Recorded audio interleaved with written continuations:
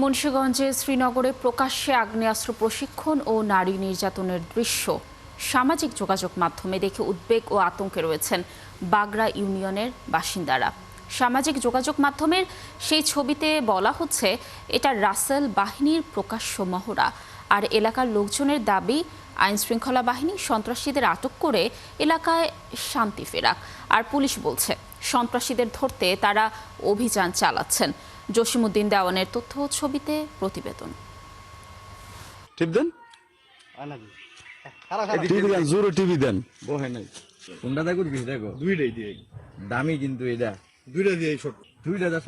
Niacinamide ও salicylic সমৃদ্ধ lily face wash যা ফেসের ডেড স্কিন সেল দূর করে দেয় দ্বিগুণ ফাস্টার ব্রাইটেনিং। একটি ভিডিওতে 4 জন যুবক জনশূন্য স্থানে প্রকাশ্যে দুটি অস্ত্র হাতে নিয়ে গুলি চালিয়ে প্রশিক্ষণ নিচ্ছে।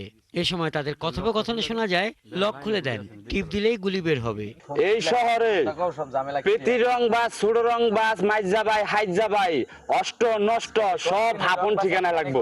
আরেক ভিডিওতে দেখা যায় 2 নারীকে নির্যাতনের দৃশ্য নগর উপজেলার একই সন্ত্রাসী গ্রুপের, যার নেতৃত্বে আছে রাসেল আর তার প্রধান সহকারী ফয়সাল। আমরা খুবই আতঙ্কিত। বাগড়া বলেন, শ্রীনগর বলেন, আশেপাশে যত এরিয়া বলেন, এখানে তো আর অস্ত্রের অভাব নেই।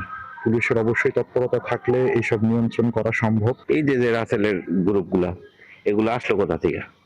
আমার কথা হলো এগুলো আসলো কোথায়? এই অস্ত্রগুলো আসলো কোথায়? আর আসলো তো 2টা একটা না, এটা তো দেখাইছে 2টা একটা, আরো তো আছে। পুলিশ বলছে অস্ত্র প্রশিক্ষণের এই ভিডিও কয়েক মাস আগে নতুন করে সামাজিক যোগাযোগ মাধ্যমে ছড়িয়েছে।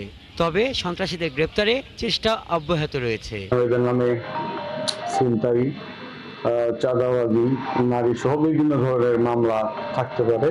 আমার কাছে যেটুকু তথ্য, তারা একাধিক মামলার আসামি। রাসেল একটা ঘটনায় 4 চোখ উপড়ে ফেলা হয়, সেখানের পর থেকে সে অন্ধ আমরা জানি, কিন্তু ভিডিওতে দেখা যাচ্ছে সে দৃশ্যমান।